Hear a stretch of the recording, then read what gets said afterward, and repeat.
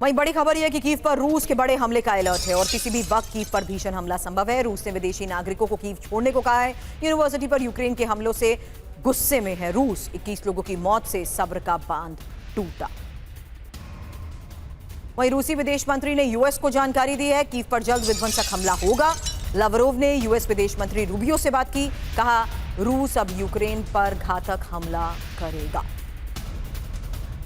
हालांकि यूनिवर्सिटी पर हमला और रूस लेगा बदला, क्योंकि रूस की चेतावनी है विदेशी नागरिक तुरंत कीव छोड़े। राजनयिक और अंतर्राष्ट्रीय संगठन भी निकले, नागरिक सैन्य और सरकारी ठिकानों से दूर रहें।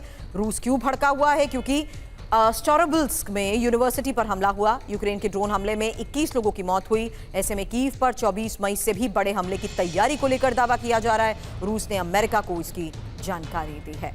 अब यूक्रेनी हमलों से नेटो देश कैसे मुश्किल में है? क्योंकि यूक्रेनी ड्रोन का डायरेक्शन बदल रहा है। रूस और बाल्टिक देश फिनलैंड की ओर जा रहे हैं ड्रोन। अब यूक्रेन की लॉन्ग रेंज ड्रोन हमले रोक रहा है रूस। तो यूक्रेन का ड्रोन प्रहार, नेटो में क्यों हाहाकार? क्योंकि रूस के अंदर ड्रोन हमले यूक्रेन कर रहा है। यूक्रेन के ड्रोन को रूस जाम कर रहा है। रूस ने ड्रोन जाम करने की टेक्निक बनाई है। रास्ता भटक कर नेटो देश जा रहे हैं यूक्रेनी ड्रोन, और बाल्टिक देश फिनलैंड में कई यूक्रेनी ड्रोन्स गिरे हैं।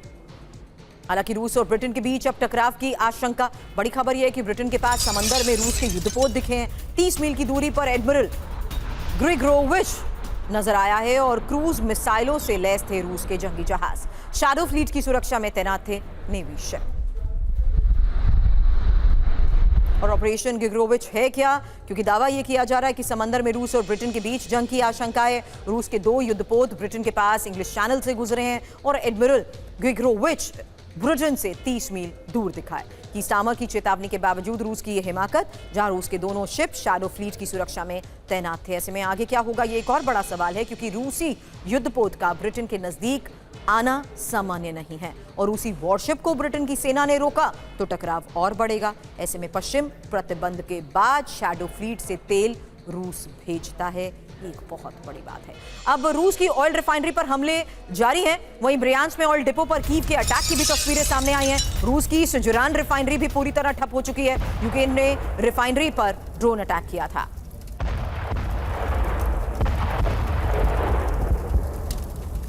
एक बात साफ है कि यूक्रेन लगातार रिफाइनरीज को टारगेट कर रहा है, और कौन कौन सी रूस की रिफाइनरी पर हमले हुए हैं यही इंफॉर्मेशन आपके सामने। जहां देखिए 25 मई की तारीख जब बैलेट्स ऑयल डिपो पर हमला हुआ, सेना के लिए ईंधन सप्लाई यहां से होता है।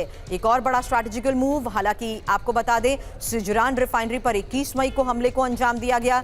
ये ऑयल रिफाइनरी भी इस हमले के बाद पूरी तरह से ठप हो चुकी है। और नोर्सी रिफाइनरी पर 20 मई को हमला हुआ। 19 मई को यारोस्लाव रिफाइनरी पर हमला हुआ। सेना के लिए ऑयल सप्लाई यहां से होता है। अब जिस तरीके से रूस की अलग अलग ऑयल रिफाइनरीज को टारगेट किया जा रहा है, मॉस्को का 40% 40% ऑयल मॉस्को रिफाइनरी से उत्पादन होता है। यहां पर भी 17 मई को हमले हुआ। यूक्रेन की रणनीति साफ है, रिफाइनरी पर हमले से रूस को आर्थिक नुकसान पहुंचाया जाए, और यह भी साफ है कि किस तरीके से रूस की सेना और वायुसेना के लिए ऑयल सप्लाई को इन हमलों के बाद रोकने की कोशिश की गई है। वहीं अब जर्मनी ने युद्ध की बड़ी तैयारी शुरू कर दी है, क्योंकि खबर है कि रूस के संभावित हमले को देखते हुए ये तैयारी जारी है और सुरक्षा की तैयारी पर 10 बिलियन यूरो खर्च करने का प्लान है। पूरे जर्मनी में जोर शोर से सुरक्षा तैयारियां चल रही हैं।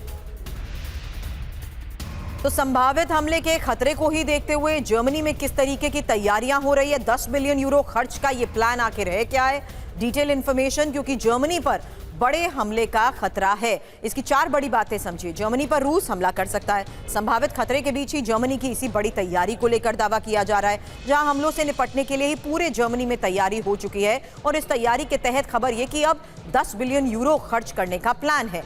यही यूरोपियन प्रवक्ता के जरिए बड़ा दावा किया गया। इसी तैयारी को देखते हुए दावा यह कि 1000 से ज्यादा emergency vehicles, 1,10,000 field hospital bed, नए डिफेंस कमांड सिस्टम का गठन किया गया है। रासायनिक रेडियोलॉजिकल खतरे से बचाव को लेकर तैयारियां हो रही हैं। परमाणु खतरों से निपटने की भी तैयारी है, जबकि देश भर में शेल्टर रजिस्ट्री सिस्टम शुरू हो चुका है और बंकरों की लोकेशन को इमरजेंसी ऐप से भी जोड़ने की कोशिश हो रही है। अब बड़ी खबर है यूक्रेन में एयर डिफेंस की भारी कमी को लेकर, जहां यूक्रेन के राष्ट्रपति ज़ेलेंस्की का यह बयान कि ईरान युद्ध के बाद एयर डिफेंस की कमी है, हमें समाधान निकालना ही होगा।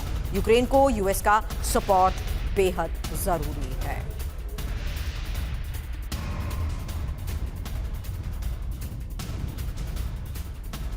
वहीं यूक्रेन ने नया एयर डिफेंस भी बनाया है। रूसी हमलों को रोकने की ये तैयारी, जहां पैट्रियट के विकल्प के तौर पर तैयार, और फ्रेजा प्रोजेक्ट के तहत नया एयर डिफेंस सिस्टम बना।